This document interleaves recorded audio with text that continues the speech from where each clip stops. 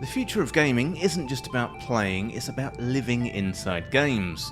So Fortnite isn't just a battle royale, it's a concert venue, a digital theme park, and also a second home.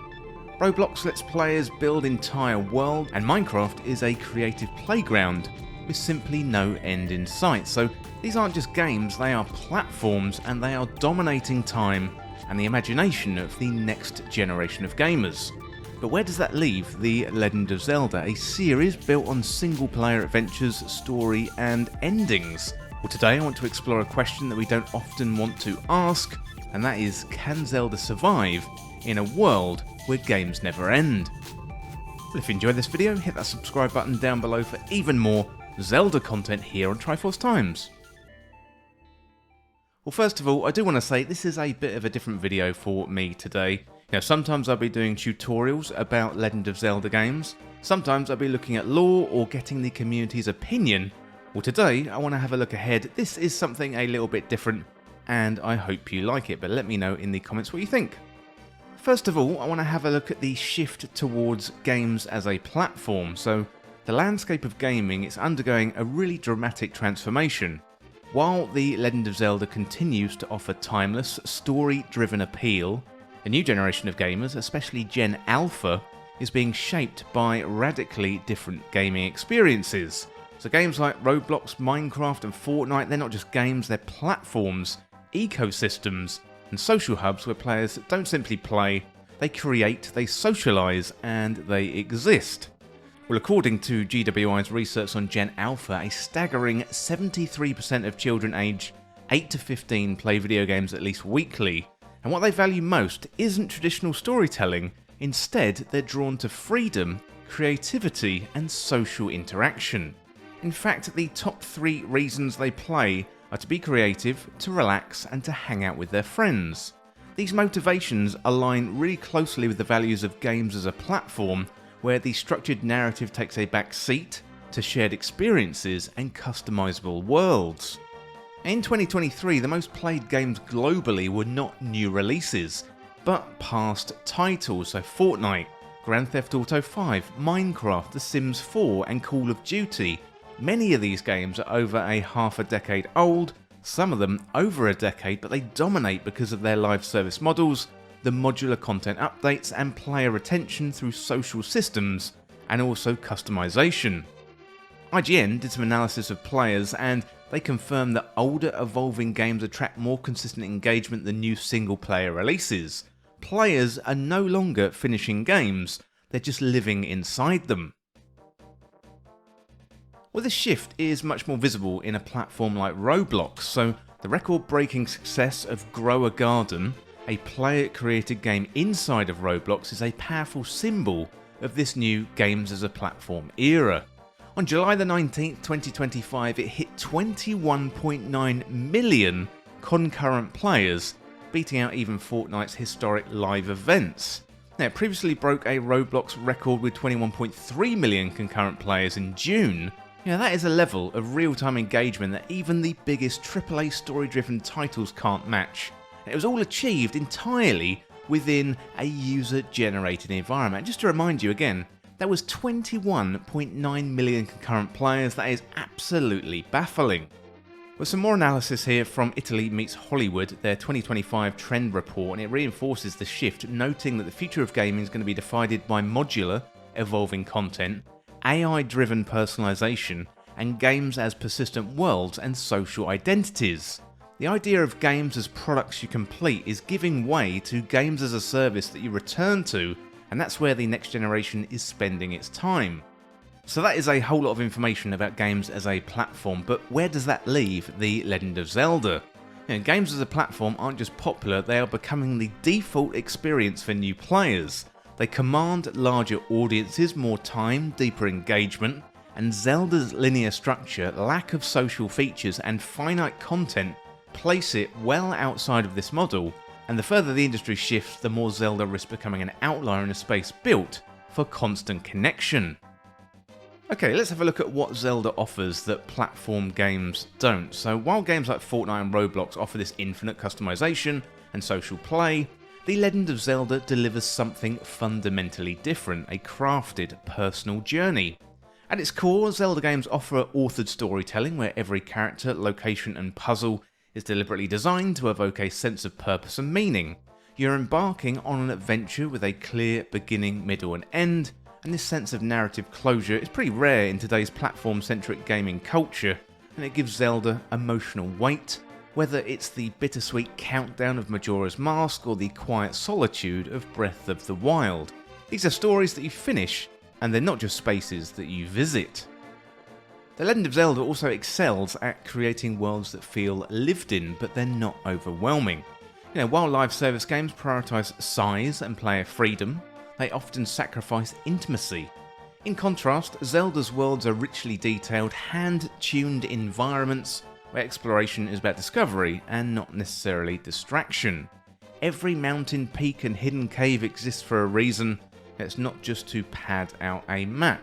There's a curated elegance to how Zelda balances challenge, pacing and environmental storytelling, a design philosophy that stands in stark contrast to the chaotic and content overload of platform games.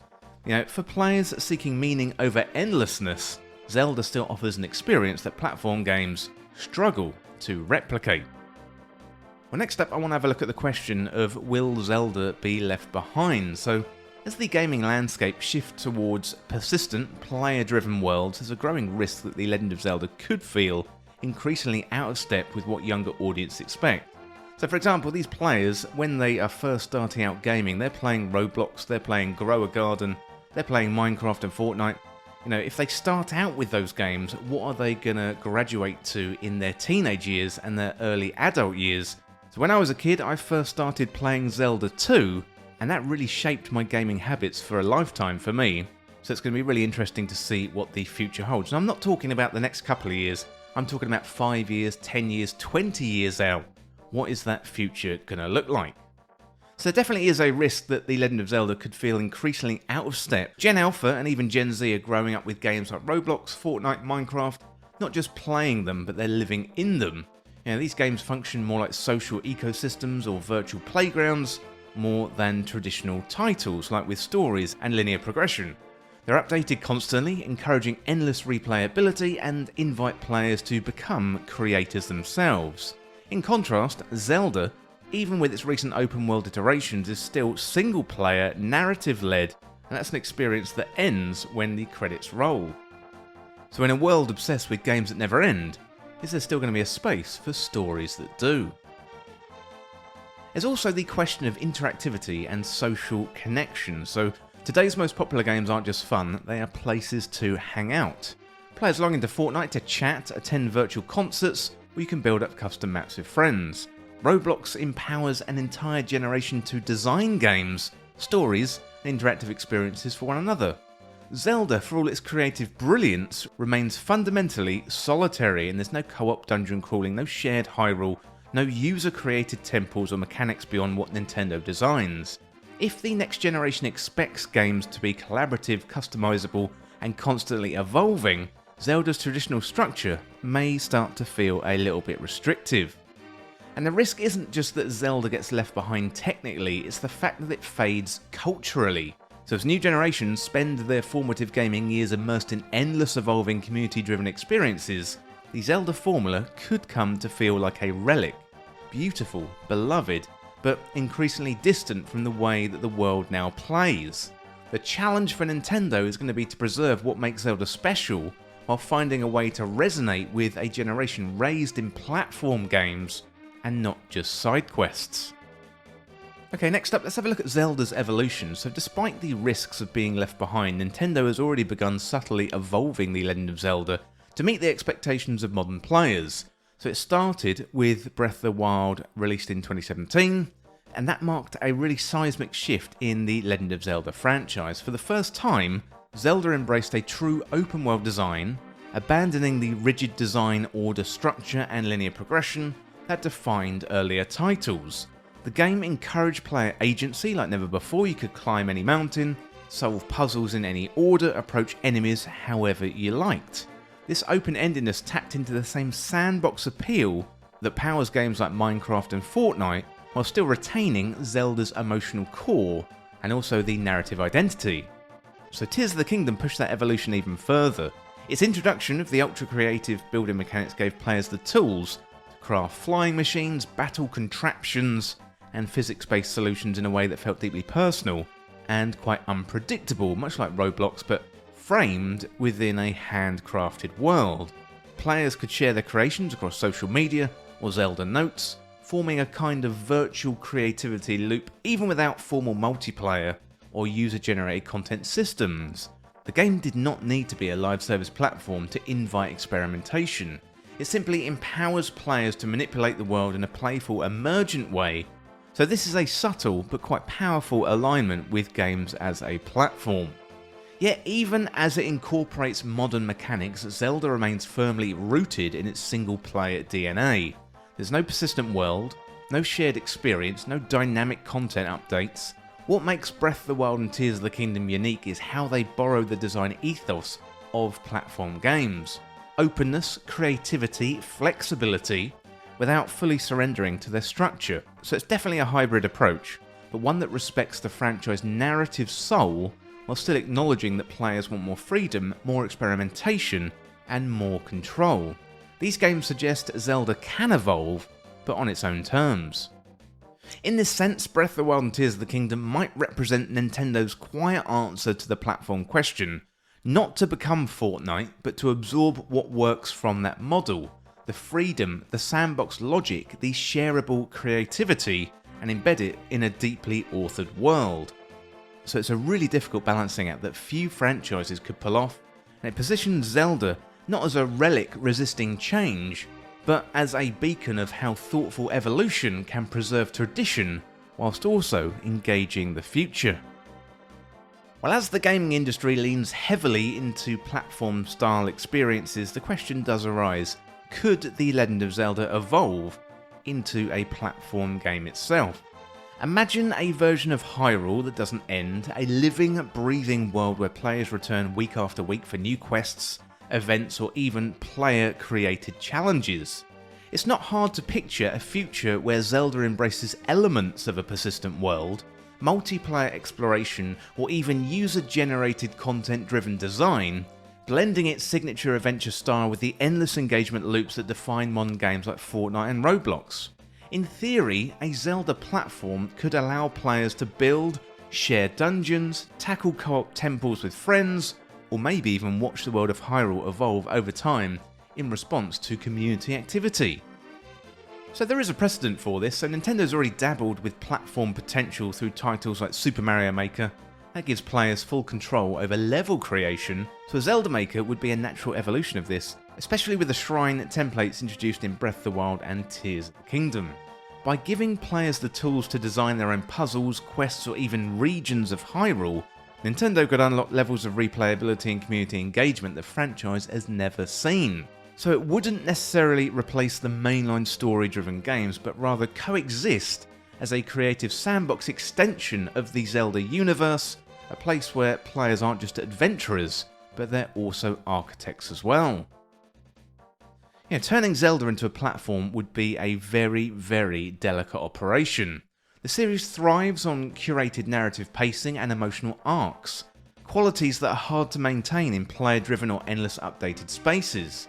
There's also the risk of diluting the brand's identity by chasing trends, especially if the end result feels like a Zelda-themed wrapper around mechanics better suited to other franchises. The challenge would be to build something that feels true to Zelda's soul, rather than feeling like a forced reinvention. Now, platform-style Zelda must still offer a sense of mystery, wonder and meaning, and definitely not a checklist of content drops. The idea of Zelda as a platform opens up exciting possibilities, but also poses questions too. So could it still deliver the awe of a masterful constructed story if it's endlessly ongoing? Or can it invite the community collaboration without sacrificing the intimacy of its worlds?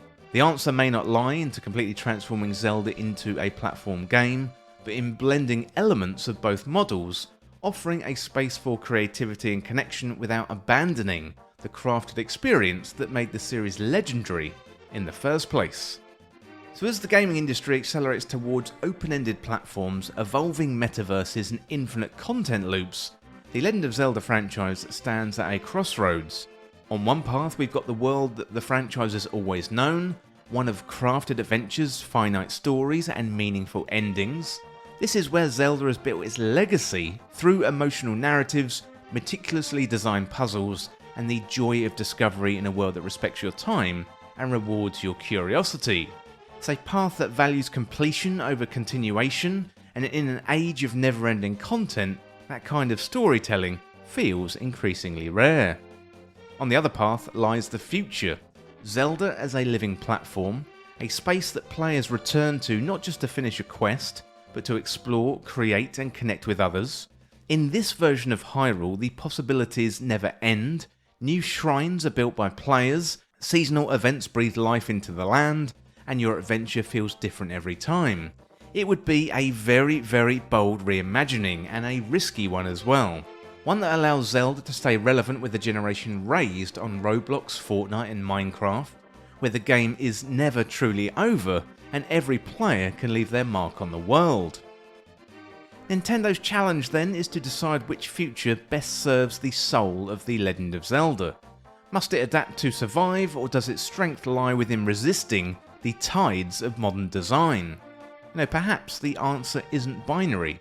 Zelda may be able to walk both paths, offering players beautifully crafted single-player sagas, and maybe a parallel space for creativity and social interactions. So I don't really think this is a question for me. I've grown up with traditional Zelda. First game was Zelda 2, went on to A Link to the Past, Ocarina of Time, all the classics. This really is a question for the future generation of gamers. Do you still crave stories that end, or have you become so used to infinite worlds that collectively we've forgotten the magic of reaching the final boss, saving the kingdom and watching the credits roll?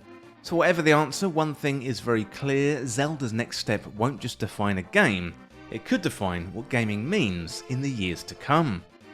Okay, that is it for today's video. Let me know what you think in the comments. As I mentioned at the beginning, this is quite a different topic today, and it's thinking about the fundamental future of gaming. Like I said before, not just a couple of years in the future, 2, 3, 5 years. This is maybe 10 years or 20 years in the future. Think about all those kids, the Gen Z, Gen Alpha, growing up on those live service games, on those games as a platform. And what does that mean for the future for Nintendo? So these big companies like Epic Games that own Fortnite, they're becoming more and more powerful. What does this mean for consoles? And if consoles decline in the future, what does that mean for Nintendo? And in turn, what does that mean for The Legend of Zelda? So I've asked some big questions today. I would love to invite you to let me know what you think down there in the comments. And as always, thank you for watching or for listening. Don't forget to hit that subscribe button down below for even more Zelda content here on Triforce Times. Thanks again, and I'll see you in the next video. Well, thank you so much for watching the video, but today I'd like to let you know about the Triforce Times store. If you like Triforce Times content and you want to get some merchandise, then browse the online store today. We've got t-shirts, hoodies, hats, and loads more in all shapes and sizes and colours. Also, if you didn't see something on the store that you want, then let me know in the comments.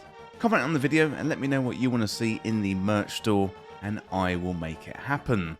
So if you enjoy Triforce Times and want to go above and beyond to support, then the store is a great place to do that. And also, you're going to get some high quality merchandise as well, so check out the Triforce Times store today with a selection of merch below each video, and you can also check out the store link in the description if you like to browse the whole store. But this video is brought to you by Triforce Times Backstage. This is available through Patreon or YouTube membership, and you're going to get exclusive benefits, plus you'll be able to go above and beyond to support Triforce Times. Free content is core to Triforce Times, and you can continue to enjoy these videos that you know and love. However, if you want to enjoy the benefits like early access, our community Discord, shoutouts in the credits of videos, content polls and exclusive videos, then select the tier that is right for you and join Triforce Times Backstage today. So help me make Triforce Times be even bigger and better, plus you're going to get some added benefits for a small fee every month. Well, thank you for listening, and now it's time to go back to the video.